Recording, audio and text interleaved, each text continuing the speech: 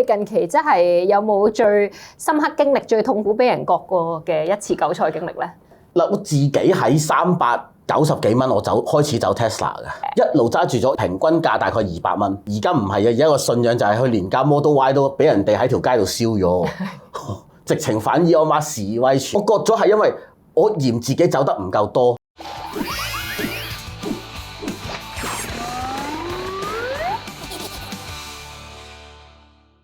Hello， 大家好，又翻到嚟華盛證券嘅 YouTube Channel《韭菜生存學》。上一集同 KO 傾完，今集當然唔少得繼續捉住佢啦，歡迎你。Hello， 思晨 ，Hello， 大家好。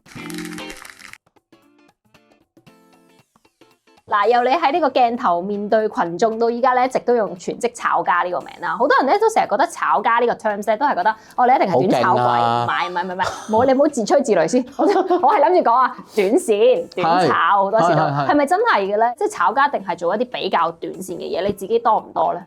我自己多，日日都要炒。係，即係中長線個佔比永遠都係少啲嘅，或者唔係真係好多嘅。我係俾一個人點醒咗嘅。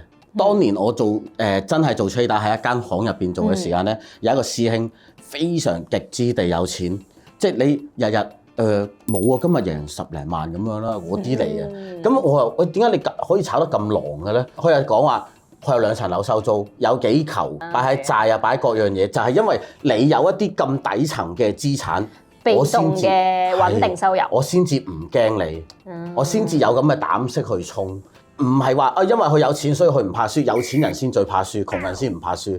留意翻咁，所以點解佢能夠做到呢一樣嘢，或者就係佢可以一諗到就衝，一諗到就買，因為我哋嗰陣時係好短視嘅，短到可能係1分鐘內一條 trade 嘅。咁我如果諗5秒鐘，可能個價已經唔同咗㗎啦。佢就係我做到嗰樣嘢，因為佢就有好多唔同嘅嘢去 support 緊佢，所以好多短炒嘅人佢哋話俾你聽佢短炒啫，事實上佢揸咗好多股票，佢唔會話俾你聽噶嘛。或者就係短炒嗰啲人最緊要咩咧？贏咗之後做咩咧？贏咗之後唔係加大個注碼，贏咗之後咧，我贏咗嚿錢攞翻去收息，咁嗰啲錢先係你噶嘛。因為你炒嚟炒去，喂好啦，我平均每1年炒到幾多錢翻嚟，然後我撥翻幾多錢入去收息，呢件係非常之咁健康嘅。即係或者就係貼翻個題先。如果你話我唔想做韭菜，因為短炒係一定失手嘅。係，我正想講話會唔會即係韭菜呢個 terms 嘅原來就係個由來就係其實短炒就最易成為韭菜咯。其實長揸先最容易做韭菜。啊，又係喎。因為你兩邊都係喎。因為你短炒咧，其實你係一定會識得止蝕嘅。即係唔會咁大波去到俾人割。係啦，同埋就係我短炒得，我望緊個價位可能係10格嘅啫嘛。咁我10格嘅價位，我5格、6格，我點樣都要止蝕，錯咗就走啦。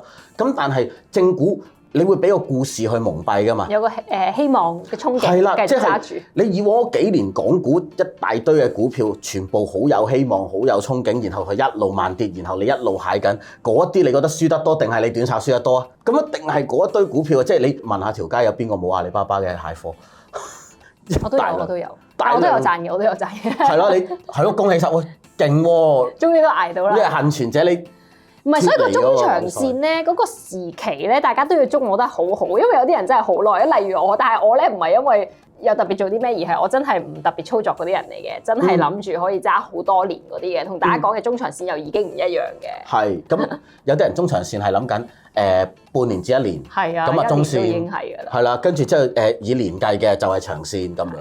咁但係今日開始已經可能大家冇晒長線個概念啦，因為你美股都咁啊嘛。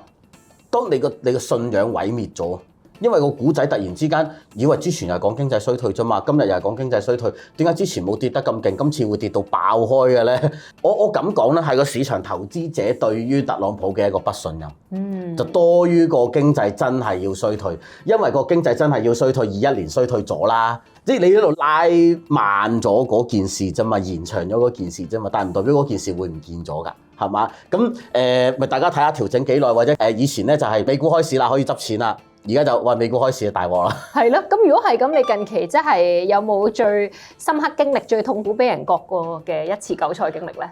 邊隻股份咧？嗱，我自己喺390幾蚊，我開始走 Tesla 嘅。我開始走，即係你一路揸住咗嘅。一路揸住咗，因為我平均價大概200蚊。係咯，你有少少信仰㗎嘛？有信仰啊！而家唔係嘅，而家個信仰就係佢連架 Model Y 都俾人哋喺條街度燒咗，直情反伊奧馬示威，全美國喺度玩緊喎。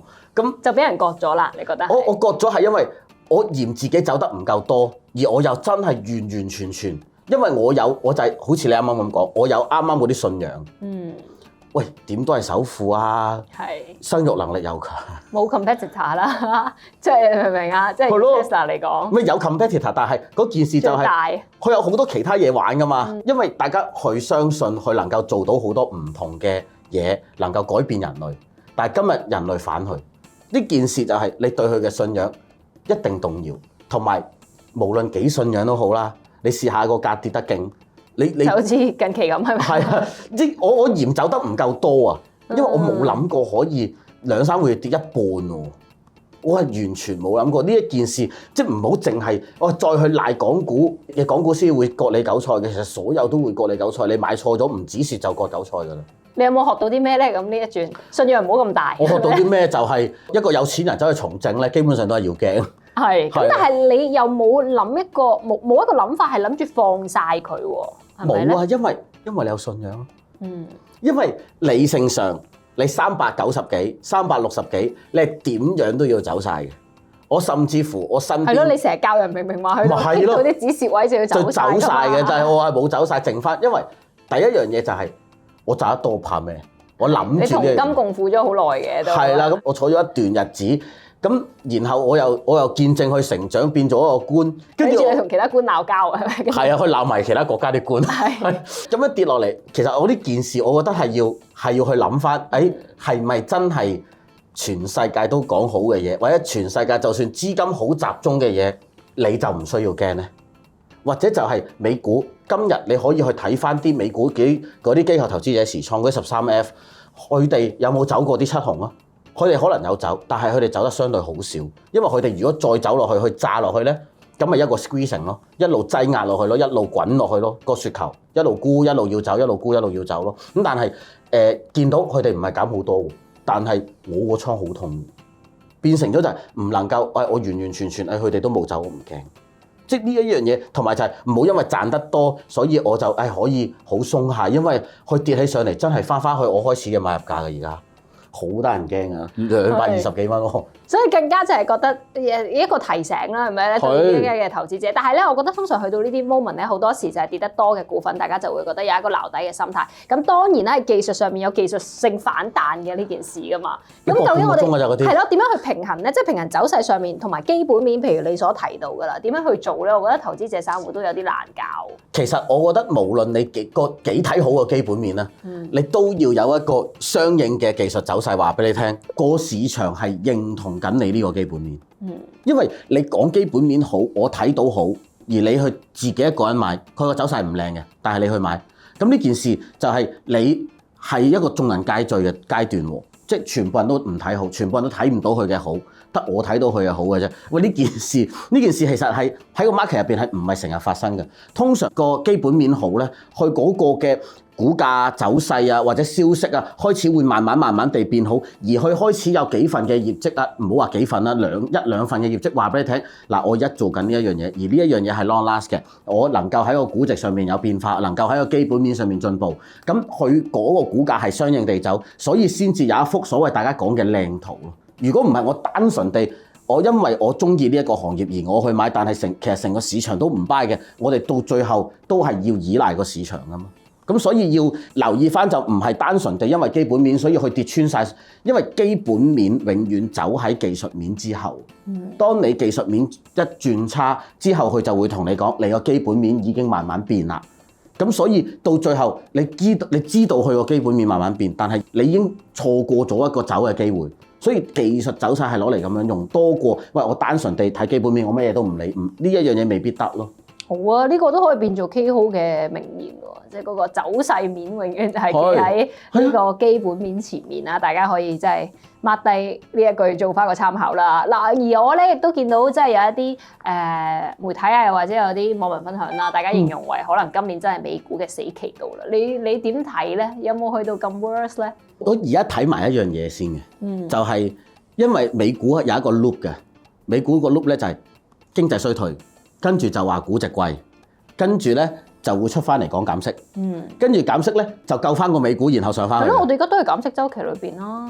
個減息週期都唔知係咪拉長咗少少啫，係啦。都唔知係咪到而家大家都或者停滯不前啫。係啦，咁啊有啲就話6、9、12要減，有啲就話唔係5月，因為你嗰啲吹帶要估定啲，因為佢哋要做債噶嘛，咁要估定噶啦。有啲就係5、9、11，好多就唔同嘅估計，就今年要減3次，或者甚至乎今年係要減到1厘嘅。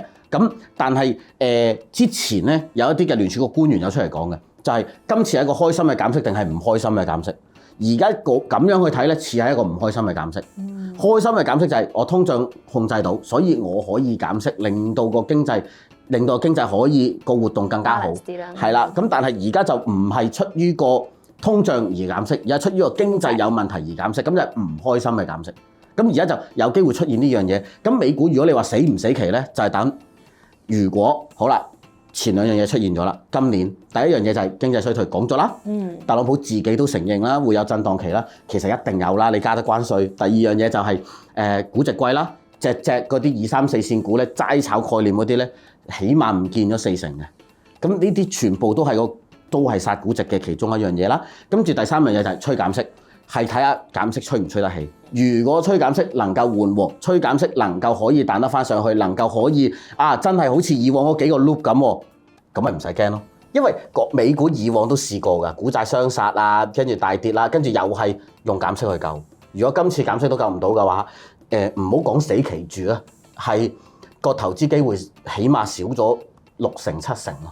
嗱，咁 KO 留咗個線索俾大家啦，係一個美股嚟緊嘅走勢嘅一個預測啦。咁時間唔係剩翻好多，我問埋港股呢方面嘅先。咁因為譬如我哋之前嘅幾集節目裏邊都有唔少人係睇好今年嘅港股嘅，的而且確係市場上面普遍都睇好嘅。咁我見最牛嗰啲，大家都係話24,000或者25,000呢啲水平嘅。你今年又有冇做啲咩港股嘅預測咧？或者最牛嘅狀況咁樣咧？